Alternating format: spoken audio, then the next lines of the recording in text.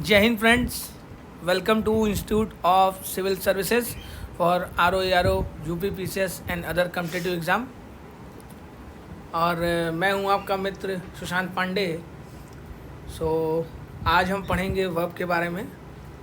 पिछला जो वीडियो है वो विशेषण के बारे में था और आज हम वर्ब के बारे में पढ़ेंगे। वर्ब अर्थात क्रिया, जिसको हिंदी में बोलते हैं, अंग्रेजी में इसको वर्ब। तो शुरू करते हैं।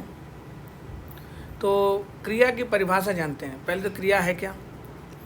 जब भी आप कोई भी चीज़ पढ़ते हैं तो उनका रीज़न ज़रूर जानें कि यह क्या है,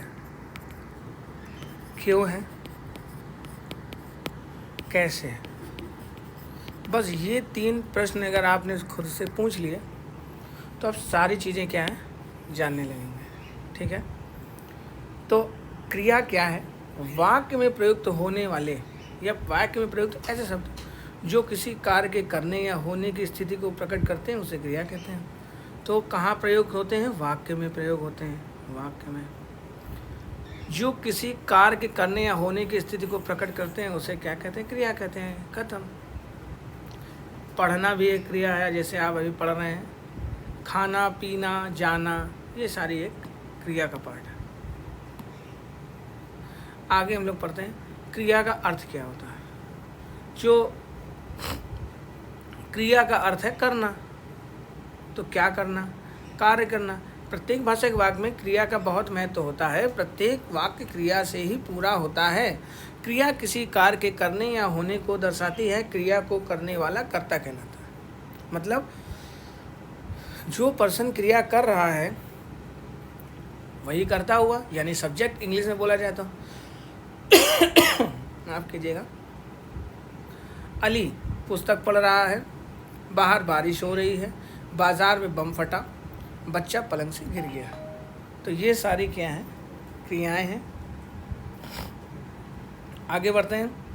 उपयुक्त वाक्यों में अली और बच्चा कार्य मतलब करता है जो ये लिखा गया है, और उनके द्वारा जो कार्य किया जा रहा है वह क्रिया है। जैसे पढ़ गया, गिर गया, पढ़ रहा है या गिर गया। अन्य 2 वाक्यों में क्रिया की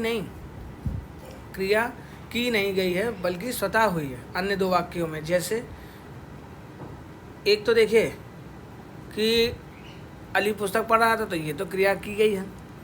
बच्चा पलंग से गिर गया तो कोई एक्टिविटी ऐसी कर रहा होगा तभी तो गिरा है।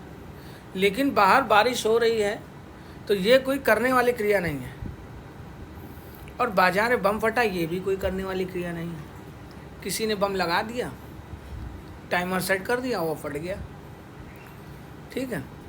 और इसी प्रकार बारिश है तो बारिश पे तो आपका कंट्रोल है नहीं कि आपने पंखे की स्विच के तरीके 4 पे चला दिया या 3 पे चला दिया या आज 1 पर कर दिया। तो ये चीज़ें हैं, कुछ स्वतः होती हैं, स्वतः घटित होने का मतलब जिन पे हमारा कंट्रोल नहीं है। क्रिया की रचना या धातु रूप। प्रत्येक क्रिया की रचना किसी न किसी धातु से होती है एवं सही धातु को पहचानने के लिए वाक्य में प्रयुक्त कर्ता के स्थान पर त शब्द का प्रयोग करना चाहिए एवं संपूर्ण वाक्य को आज्ञा अर्थक वाक्य बना देना चाहिए। उस आज्ञा अर्थक वाक्य में जो क्रिया रूप लिखा जाएगा वह धातु रूप ही माना जाएगा। जैसे रमेश जयपुर गया, तू जयपुर जा। उसने खाना खा लिया है, तू खाना खा। तो ये इसका है, ये आप समझ लीजिए। प्रत्येक क्रिया की रचना किसी न किसी धातु से होती है एवं सही धातु को पहचानने के लिए वाक्य में प्रयुक्त कर्ता के स्थान पर ता लगा करके। तो रमेश है तो रमेश की जगह ता लगा दिया तो वो तो हो गया। उसने तो देखिए उसकी जगह पर तू लगा दिया। क्रिया के भेद क्या हैं ये आपको थोड़ा सा समझने की ज़रूरत है। इसको हम 3 आधार पर बांटते हैं। मतलब we categorise the verb in the basis of 3 types. On the basis of 3 types. माफ कीजिएगा। कर्म के आधार पर, काल के आधार पर, प्रयोग या रचना के आधार पर। तो किसी का कर्म कैसा है, तो सबसे पहले बात आती है रचना के आधार पर लिखते हैं। अब रचना के आधार पर अगर देखा जाए तो पहली है, ये 4 भेद हैं इसके। तो संयुक्त क्रिया अर्थात कंपाउंड, नाम धातु नॉमिनल, प्रेरणार्थक, कॉजेटिव, और पूर्ण कालिक क्रिया एब्सोल्यूट या एब्सोल्यूटिव वर्ब, और सामान्य क्रिया मतलब जनरल वर्ब। कंपाउंड क्रिया क्या है? जब जो क्रिया दो या दो से अधिक धातुओं को मेल से बनी उसे संयुक्त क्रिया बोलते हैं, या कंपाउंड क्रिया या कंपाउंड वर्ब। दूसरे शब्दों में कहा जाए, जब किसी वाक्य में एक से अधिक क्रियाओं का एक साथ प्रयोग दिया जाता है तो उन्हें संयुक्त क्रिया कहते हैं। जैसे बच्चा विद्यालय से लौट आया है, तो कौन लौट आया है? बच्चा। कहाँ से लौट आया है? विद्यालय से। किशोर रोने लगा, वह घर पहुंच गया।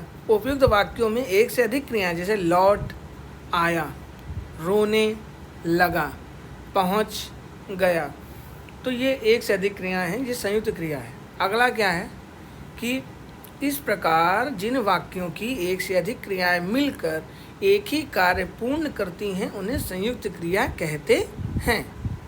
ठीक है। संयुक्त क्रिया में पहली क्रिया मुख्य क्रिया होती है, दूसरी क्रिया रंजक क्रिया होती है। ठीक है। तो पहली क्रिया क्या है? मुख्य क्रिया है। आपको जैसा याद होगा, देखिए पहली क्रिया क्या है? मुख्य क्रिया है। दूसरी क्रिया क्या है? रंजक क्रिया है। जब दो क्रियाएं होती हैं तो जो पहली है वो इम्पॉर्टेंट है, second one is not important, लेकिन उसको रंजक क्रिया कहा जाएगा। ठीक है। अब आप ये देखिए कि रंजक का अर्थ क्या है। रंजक क्रिया मुख्य क्रिया के साथ जुड़कर अर्थ में विशेषता लाती है। जैसे माता जी बाजार से आ गईं। ठीक है। तो वाक्य में आ तो मुख्य क्रिया है, गई जो है वो क्या है? रंजक क्रिया है। ठीक है। दोनों क्रियाएं मिलकर संयुक्त क्रिया आ का आना अर्थ दर्शाती हैं। समझ आया आपको? तो इस पॉइंट को आपको थोड़ा सा क्या है समझना है। संयुक्त क्रिया की एक विशेषता यह है कि उसकी पहली क्रिया प्रायः प्रधान होती है और दूसरी क्रिया विशेषता उत्पन्न करती है। जैसे मैं पढ़ सकता हूँ, इसमें सकना क्रिया पढ़ना क्रिया के अर्थ में विशेषता उत्पन्न करती है। ठीक है। मतलब इसमें जैसे पढ़ सकता हूँ तो सकना जो क्रिया है ना, ये वाली, ये पढ़ना क्रिया के अर्थ में विशेषता उत्पन्न करती है। अगला है संयुक्त क्रिया के भेद। संयुक्त क्रिया जो है अर्थ के अनुसार संयुक्त क्रिया के 11 मुख्य भेद है। आप समझिए अर्थ के अनुसार। अभी देखिए हमने क्या पढ़ा था, ठीक है ना, संयुक्त क्रिया। संयुक्त क्रिया ये पढ़ा था हम। संयुक्त क्रिया के कितने भेद हैं? 11। पहला है आरंभ बोधक, दूसरा है समाप्ति बोधक, तीसरा है अवकाश बोधक, चौथा है अनुमति बोधक, पांचवा है नित्यता बोधक, छठा है आवश्यकता बोधक, सातवां है निश्चय बोधक, आठवां है इच्छा बोधक, नवां है अभ्यास बोधक, 10वां है शक्ति बोधक, फिर 11वां है पुनरुक्त संयुक्त क्रिया। तो अब हम पढ़ते हैं पहले वाले पे, आरंभ बोधक। जिस संयुक्त क्रिया के आरंभ होने का बोध होता है उसे आरंभ बोधक संयुक्त क्रिया कहते हैं। वह पढ़ने लगा अर्थात अभी पढ़ना शुरू किया होगा ना, तो ये आरंभ बोधक क्रिया है। पानी बरसने लगा, जैसे अभी बरस रहा है, तो ये आरंभ बोधक क्रिया है। राम खेलने लगा, तो ये आरंभ है, मतलब अभी किया है। ठीक है ना। समाप्ति बोधक क्रिया मतलब कि कोई कार्य खत्म होने के कगार पर है। वह खा चुका है। जिस संयुक्त क्रिया मुख्य क्रिया पूर्णता व्यापार की समाप्ति का बोध कराए वह समाप्ति बोधक संयुक्त क्रिया है। अगला क्या है? वह खा चुका है, वह पढ़ चुका है। धातु के आगे चुकना जोड़ने से समाप्ति बोधक संयुक्त क्रियाएं बनती हैं। अवकाश बोधक का मतलब है जिससे क्रिया को निष्पत्र करने के लिए अवकाश का बोध हो, वह अवकाश बोधक संयुक्त क्रिया है। वह मुश्किल से सोने पाया या जाने पाया, तो ये जो है ये अवकाश बोधक है। ठीक है। अगला है अनुमति बोधक, जिससे कार्य करने की अनुमति दिए जाने का बोध हो, वह अनुमति बोधक संयुक्त क्रिया है। मुझे जाने दो, मुझे बोलने दो, यह क्रिया देना धातु के योग से बनती है। नित्यता बोधक का अर्थ क्या है? जिससे कार्य की नित्यता, उसके बंद ना होने का भाव प्रकट हो, तो वह क्या है? नित्यता बोधक है। नित्यता, नित्य का मतलब क्या है? जो चीज़ हम रेगुलरली करते रहते हैं वो नित्य है। ठीक है। हवा चल रही है, पेड़ बढ़ता गया, तोता पढ़ता रहा, मुख्य क्रिया के आगे जाना या रहना जोड़ने से नित्यता बोधक संयुक्त क्रिया बनती है। ठीक है। अगला है आवश्यकता बोधक। आवश्यकता बोधक मतलब जो नीड को दर्शाए, जिससे कार्य की आवश्यकता या कर्तव्य का बोध हो, वह आवश्यकता बोधक संयुक्त क्रिया है। जैसे यह काम मुझे करना पड़ता है, तुम्हें यह काम करना चाहिए। साधारण क्रिया के साथ पढ़ना, होना या चाहिए क्रियाओं को जोड़ने से आवश्यकता बोधक संयुक्त क्रियाएं बनती हैं। अब आता है निश्चय बोधक। निश्चय का अर्थ होता है कि जिस काम को करने के लिए क्या है? निश्चयता का बोध हो, मतलब कि ये चीज़ तो करनी ही करनी है। ठीक है। वह बीच में बोल उठा, उसने कहा मैं मार बैठूंगा, वह गिर पड़ा, अब दे ही डालो। इस प्रकार की क्रियाओं को पूर्णता और नित्यता का भाव वर्तमान है। ठीक है। सॉरी। इच्छा बोधक क्या है? कि जब क्या है किसी के कार्य करने की इच्छा प्रकट की गई हो, इससे क्रिया के करने की इच्छा प्रकट होती है, इच्छा बोधक है। वह घर आना चाहता है, मैं खाना चाहता हूँ, तो ये इच्छा है ना आपकी। जैसे आप सिलेक्शन लेना चाहते हैं तो ये आपकी इच्छा है, और इसके लिए आप क्या कर रहे हैं? अभ्यास कर रहे हैं। तो अगला क्या है? अभ्यास बोधक है। इससे क्रिया करने के अभ्यास का बोध होता है। सामान्यतः भूतकाल की क्रियाओं में करना क्रिया लगाने से अभ्यास बोधक संयुक्त क्रियाएं बनती हैं। जैसे पढ़ा करता है, तुम लिखा करते हो, मैं खेला करता हूँ। ठीक है ना। तो ये क्या अभ्यास ही तो कर रहे हैं ना आप। अगला है शक्ति बोधक। शक्ति बोधक क्या है? इससे कार्य करने की शक्ति का बोध होता है। जैसे मैं चल सकता हूँ, वह बोल सकता है, इसमें सकना क्रिया जोड़ी जाती है तो ये शक्ति बोधक है। ठीक है ना। पुनरुक्त का मतलब क्या होता है? जब दो समान अर्थ अथवा समान ध्वनि वाली क्रियाओं का संयोग होता है तब उन्हें पुनरुक्त संयुक्त क्रिया कहते हैं। वह पढ़ा लिखा करता है, वह यहाँ प्रायः आया जाया करता है, पड़ोसियों से बराबर मिलते जुलते रहते हैं, तो ये पुनरुक्त क्रिया है। ठीक है ना। अगला आता है सेकंड में। ये तो पहले वाले का था संयुक्त क्रिया के एग्जाम्पल, मतलब भेद थे। अब हम पढ़ेंगे नाम धातु क्रिया, यानी कि नॉमिनल वर्ब। नाम धातु का नाम से मतलब समझ रहे हैं कि संज्ञा अथवा विशेषण के साथ क्रिया जोड़ने से जो संयुक्त क्रिया बनती है उसे नाम धातु क्रिया कहते हैं। एक बार पॉइंट आउट कीजिएगा कि संख्या और विशेषण के साथ क्रिया जोड़ने से संयुक्त क्रिया बनती है, उससे हम क्या बोलते हैं? नाम धातु। ये मतलब ऑप्शनल में आपको प्रश्न मिल सकता है, तो इसको आपको याद रखना है। वनडे एग्जाम में तो जरूर मिलता है इस तरीके के प्रश्न। अर्थात किसी भी क्रिया की रचना किसी न किसी धातु से होती है, परंतु जब कोई क्रिया किसी संज्ञा सर्वनाम विशेषण शब्दों से बना ली जाती है तो उसे नाम धातु क्रिया कहते हैं। जैसे लुटेरों ने जमीन हथिया ली, तो किसने जमीन हथिया ली? आप बताइए। लुटेरे। ठीक है ना। हमें गरीबों को अपनाना चाहिए, गरीबी को नहीं। ठीक है ना। हालांकि लोगों के साथ उल्टा होता है। उपयुक्त वाक्यों में हथियाना या अपनाना क्रियाएं हैं। ये हाथ संज्ञा और अपना सर्वनाम से बनी है। समझ आया ना आपको? हाथ से हथियाना, अपना से अपनाना, संज्ञा सर्वनाम विशेषण तथा अनुकरणवाची। अनुकरण का मतलब होता है किसी चीज़ को मतलब रिपीट मोड में एक चीज़ से वो करना, सीखना एक तरीके से।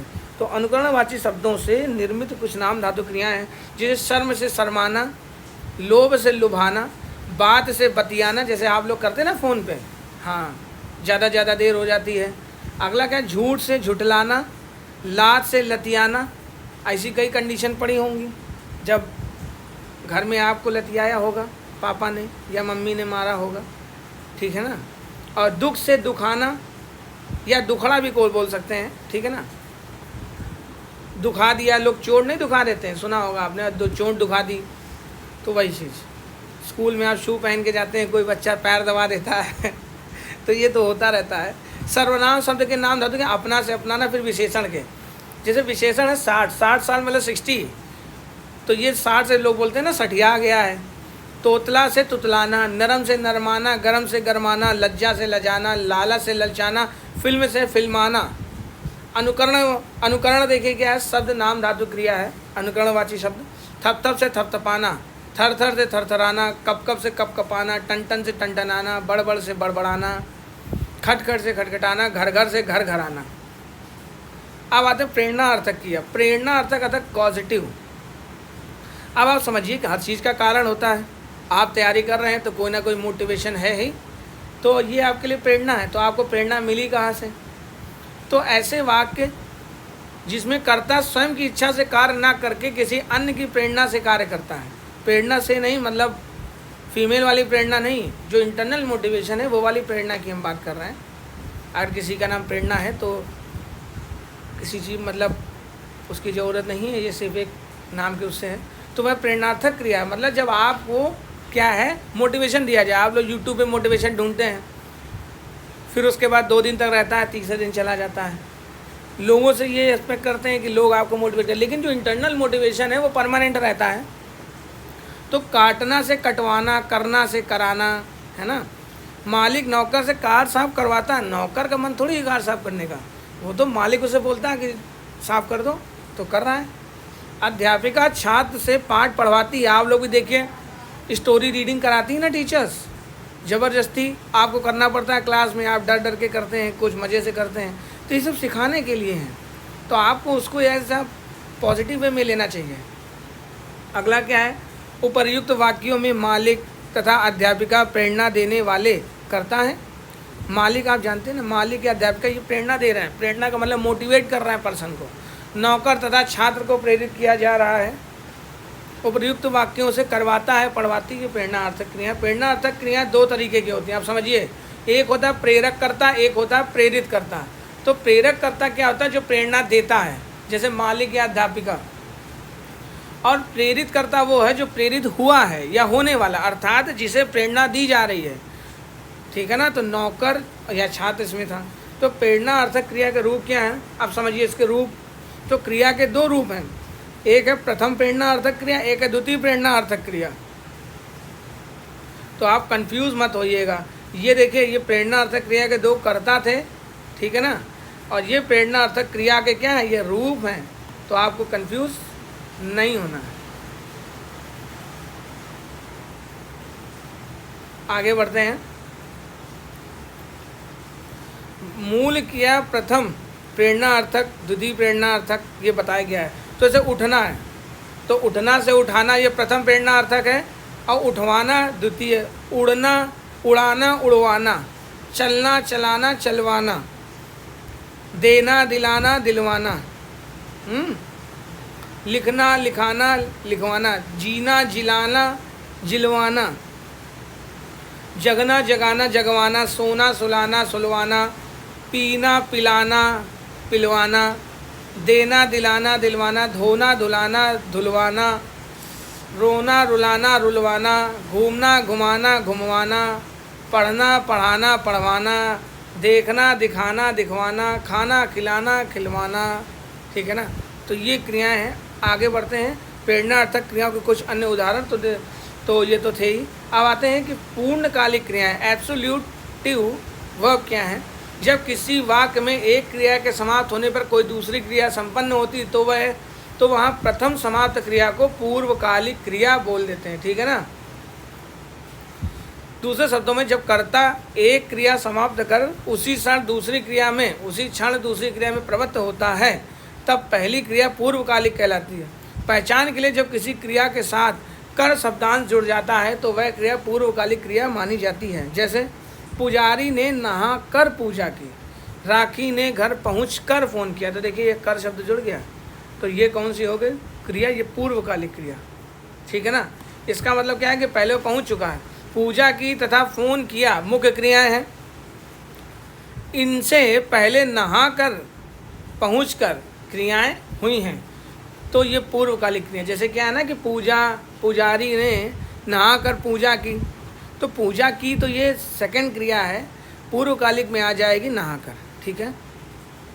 कर्म के आधार पर क्रिया के भेद।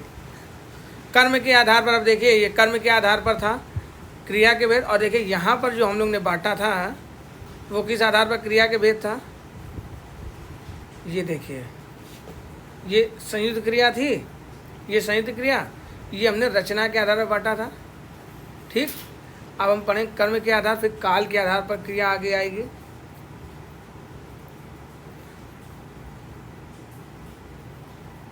कर्म के आधार पर क्रियाएं दो प्रकार की होती है, एक होती है सकर्मक क्रिया, एक होती है अकर्मक क्रिया, ट्रांजिटिव वर्ब और इंट्रांजिटिव वर्ब। सकर्मक क्रिया जिन क्रियाओं का फल कर्ता को छोड़ कर कर्म पर पड़ता है वे सकर्मक क्रियाएं कहलाती। दूसरे शब्दों में वाक्य में क्रिया के होने के समय कर्ता का प्रभाव अथवा फल जिस व्यक्ति अथवा वस्तु पर पड़ता है उसे कर्म कहते हैं। फिर से एग्जाम्पल समझिएगा, इन क्रियाओं में कर्म का होना आवश्यक है। सकर्मक क्रिया के अन्य उदाहरण, सकर्मक मतलब कर्म के साथ। अध्यापिका पुस्तक पढ़ा रही है, माली ने पानी से पौधों को सींचा। उपर्युक्त वाक्यों में पुस्तक, पानी, पौधे शब्द कर्म है, क्योंकि कर्ता कौन है? अध्यापिका और माली है। सीधा फल इन्हीं पर पढ़ रहा है। जैसे अध्यापिका पुस्तक पढ़ा रही है, तो अध्यापिका जो है ये तो कर्ता हो गया। ठीक है। पुस्तक ये क्या है? ये कर्म है। ठीक है ना। और इसमें देखिए पौधे और ये माली अंकल। ठीक। तो इस प्रकार से क्या है, आप पढ़ सकते हैं उसको अच्छे तरीके से।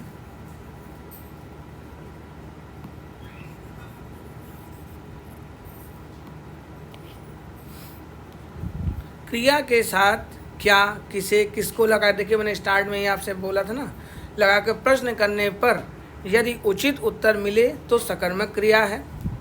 जैसे उपर्युक्त वाक्यों में पढ़ा रही है, सींचा क्रियाएं हैं, इनमें क्या, किसे, किसको लगाकर उत्तर मिल रहे हैं। तो आप ये समझिए, जैसे आपने कहा कि अध्यापिका पुस्तक पढ़ा रही है, तो हमने ये पूछा अध्यापिका क्या पढ़ा रही है, तो आपने कहा पुस्तक।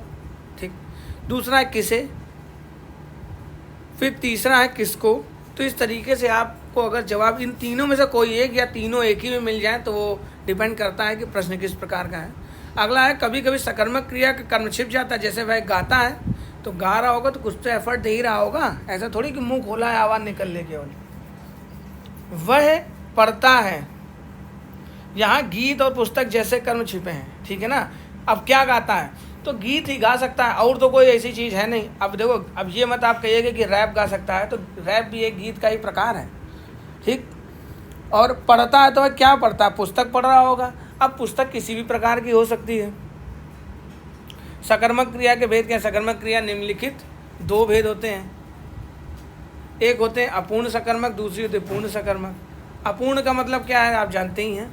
तो जिस सकर्मक क्रिया के साथ कर्म के अलावा भी अन्य किसी पूरक शब्द की आवश्यकता बनी रहती है तो वह अपूर्ण सकर्मक क्रिया मानी जाती है। मानना, चुनना, समझना, बनाना। मैं तुम्हें मित्र मानता हूँ, तो वो मानता है ना, तो ये अपूर्ण है। दूसरा, वह मुझे होशियार समझता है लेकिन मैं हूँ नहीं, तो ये क्या है, ये अपूर्ण सकर्मक क्रिया है। ठीक है ना। अब एक कर्म के अलावा भी अन्य किसी पूरक शब्द की आवश्यकता बनी रहती है।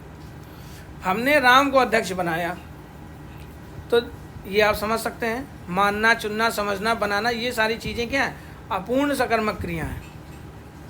पूर्ण सकर्मक क्रिया अर्थात जो पूर्ण हो चुकी हो, तो क्रिया के साथ कर्म के अलावा अन्य किसी पूरक शब्द की आवश्यकता नहीं होती। सेम इसका अपोजिट है। तो वह पूर्ण सकर्मक क्रिया, वह पुस्तक पढ़ रहा है, वह पुस्तक पढ़ रहा है, बंदर फल खा रहा है, किसान फल काट रहे हैं, फसल काट रहे हैं, सॉरी फल नहीं।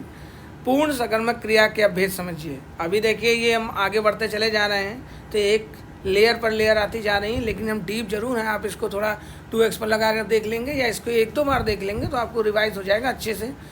लेकिन इससे एक भी क्वेश्चन बाहर नहीं जाएगा। अभी हम लोग अपनी प्रश्न उत्तर की सीरीज जब शुरू करेंगे आगे, तो उसमें हम लोग आपको हर तरीके के प्रश्न कराएंगे, तो उसमें कोई समस्या नहीं होगी। अगला है पूर्ण सकर्मक क्रिया के भेद क्या है? एक कर्मक क्रिया, जिस सकर्मक क्रिया के साथ प्रायः एक ही कर्म का प्रयोग किया जाता है तो वह क्रिया एक कर्मक क्रिया कहलाती है। जैसे मैंने आम खरीदे, मैंने आम और केले खरीदे, तो यहाँ आप नहीं होगा, यहाँ पर होगा आम। मैंने आम और केले खरीदे, तो हर बार क्या है, एरर्स हो जाती हैं थोड़ा सा। द्विकर्मक क्रिया क्या है कि जिस सकर्मक क्रिया के साथ दो कर्मों का प्रयोग किया जाता है तो वह क्रिया द्विकर्मक क्रिया कहलाती है। राम श्याम को पाठ पढ़ाता है, पुत्र ने पिता को पत्र लिखा। अब आते हैं, सकर्मक हो गई थी, अब आते हैं अकर्मक क्रिया पर। जब किसी क्रिया के साथ कर्म की आवश्यकता नहीं पड़ती, अकर्मक, तो वह क्या है, वाक्य पूर्ण भाव स्पष्ट हो जाता है तो वहाँ प्रयुक्त क्रिया अकर्मक मानी जाती है। जैसे बच्चा रो रहा है, कुत्ते भौंकते हैं, वह रात भर नहीं सोया। अकर्मक क्रिया के भेद है, अकर्मक क्रिया के दो भेद है। कौन कौन से हैं? अपूर्ण अकर्मक क्रिया, पूर्ण अकर्मक क्रिया। अपूर्ण अकर्मक क्रिया ऐसी अकर्मक क्रिया जिसके साथ वाक्य में किसी न किसी पूरक शब्द को लिखे जाने की आवश्यकता बनी रहती है तो वह क्रिया अपूर्ण अकर्मक क्रिया मानी जाती है। इसमें मुख्यतः होना, लगना, निकलना को शामिल किया जाता है। जैसे बच्चा प्यासा है, वह ईमानदार लगा, वह एक अध्यापक था, तो ये अपूर्ण अकर्मक क्रिया है। पूर्ण अकर्मक क्रिया क्या है? जिस अकर्मक क्रिया के साथ अन्य किसी पूरक शब्द की आवश्यकता नहीं होती है एवं कर्ता व क्रिया के लिखे जाने के कारण वाक्य का पूर्ण भाव स्पष्ट हो जाता है तो वह क्रिया अकर्मक क्रिया मानी जाती है। जैसे बच्चा सो रहा है, लता हंस रही है, लता हंसती है, चोर भाग रहा है। कुछ क्रियाएं अकर्मक और सकर्मक दोनों होती हैं और प्रसंग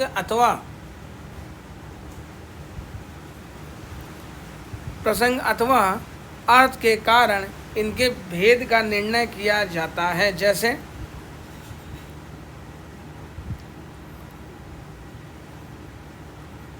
अकर्मक सकर्मक, उसका सिर खुजलाता है, वह अपना सिर खुजलाता है, दोनों ये अकर्मक है और ये सकर्मक है। उसका सिर खुजलाता है, वह अपना सिर खुजलाता है, तो किसका सिर खुजलाता है? वह अपना सिर खुजलाता है, तो ये सकर्मक में जाएगा। बूंद बूंद से घड़ा भरता, मैं घड़ा भरता हूँ, तो सकर्मक में क्या है? आपको सकर्मक और अकर्मक आप समझे गए होंगे। जिस सकर्मक क्रिया में अन्य किसी पूरक शब्द की आवश्यकता, ये तो पूर्ण में हो गया। जब क्रिया के साथ कर्म की आवश्यकता नहीं पड़ती तो वह कर्मक है। तो आप देखिए, तुम्हारा जी ललचाता है, ये चीज़ें तुम्हारा जी ललचाती हैं। जी घबराता है, विपदा मुझे घबराती है। वह लजा रही है, वह तुम्हें लजा रही है। तो दोनों देखिए सर, ये सारे सेंटेंस में जो है तो अकर्मक और सकर्मक जरूर हैं, लेकिन कई कंडीशन में क्या है, दोनों सेम है। ठीक है ना। तो कुछ क्रिया अकर्मक सकर्मक दोनों होती हैं और प्रसंग अथवा अर्थ के आधार इनके भेद का निर्णय किया जाता है। समझ आया ना। तो आपको ये सेंटेंस पढ़ना है और प्रसंग एवं निर्णय के आधार पर ये आपको निर्णय करना है उसका, कि प्रसंग और अर्थ पढ़ करके कि अकर्मक है सकर्मक है, तो वो आपको प्रैक्टिस हो जाएगी। और तीसरा है काल के आधार पर क्रिया के भेद। अब काल के आधार पर 3 प्रकार के क्रियाएं हैं, भूतकालिक क्रियाएं, वर्तमानकालिक, भविष्यकालिक। तो जैसे आप भी कोई ना कोई क्रियाएं जितनी भी करते हैं तो किसी न किसी प्रकार से ही करते हैं। भूतकालिक क्रियाएं जो आपने भूतकाल में की होंगी। अब क्रिया के जिस रूप के द्वारा किसी कार्य को जारी समय से पहले होना पाया जाता है तो वह भूतकालिक क्रिया मानी जाती है। भूतकालिक क्रिया के 6 उपभेद माने जाते हैं: सामान्य भूतकालिक, आसन्न भूतकालिक, पूर्ण भूतकालिक, संदिग्ध भूतकालिक, अपूर्ण भूतकालिक, हेतुमत भूतकालिक क्रिया। तो ये इसके 6 प्रकार हो गए। तो ये थोड़ा सा डीप में है, लेकिन आपको ज़्यादा समय नहीं लगेगा, इसको 1-2 बार रिवाइज कर लेंगे तो आ जाएगा। तो भूतकालिक क्रिया का पहला है सामान्य भूतकालिक। तो देखिए वाक्य के अंत में या, ये, ई, आ, ए, ई हो। जैसे महेश जयपुर गया, उसने चाय पी, तो ये सामान्य भूतकालिक क्रिया है, वह सामान्य भूतकालिक क्रिया है। अगला क्या है? आसन्न भूतकालिक क्रिया।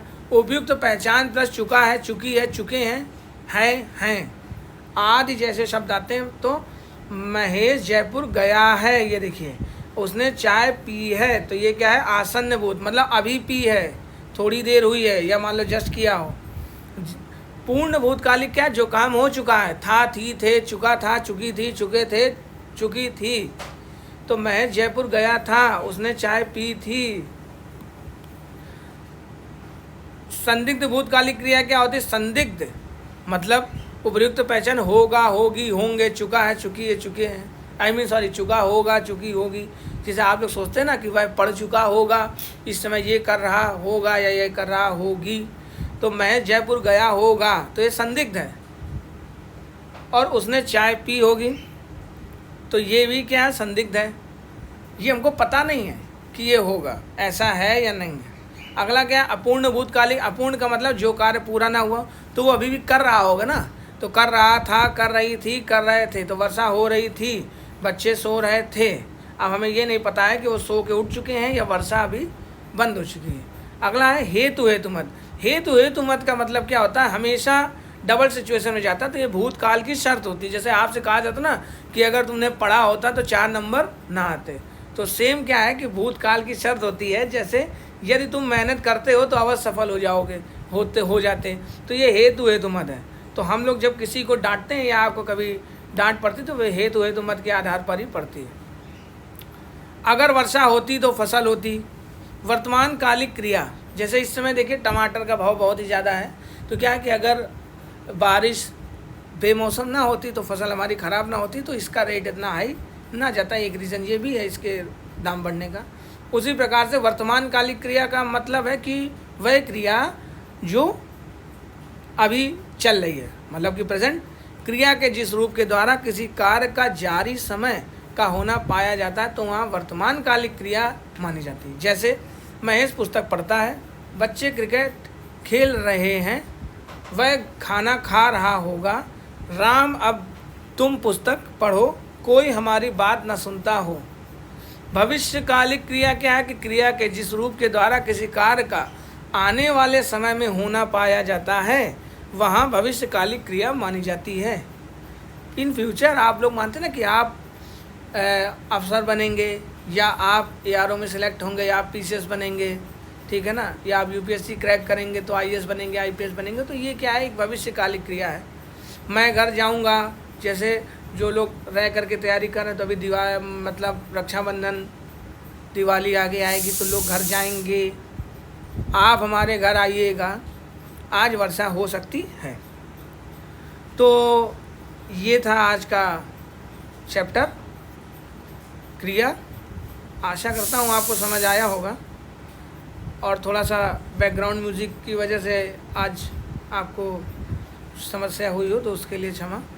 और अगर कुछ शब्दों में गलत निकल गया हो तो उसके लिए भी। अगर आपका कोई प्रश्न है तो आप क्या है कमेंट बॉक्स में पूछ सकते हैं, और उसका उत्तर ज़रूर आपको मिलेगा। अगर आपके कुछ सजेशंस हैं तो आप ज़रूर दें। हमारे चैनल को लाइक करें, सब्सक्राइब करें, अपने मित्रों को भी बताएं, और इसका PDF जो है कमेंट बॉक्स या डिस्क्रिप्शन बॉक्स में मिल जाएगा। और अपना फीडबैक जो है, जो ज़रूरी है, वो ज़रूर कमेंट बॉक्स में टाइप कर दिया करें। तो उससे हमें ये थोड़ा हमें भी मोटिवेशन मिलेगा, तो हमारी भी प्रेरणा अर्थक क्रिया जो है वो बढ़ेगी। तो मैं आशा करता हूँ कि आपको आज का समझ आया होगा। मिलते हैं अगले वीडियो में, तब तक के लिए नमस्कार और जय हिंद।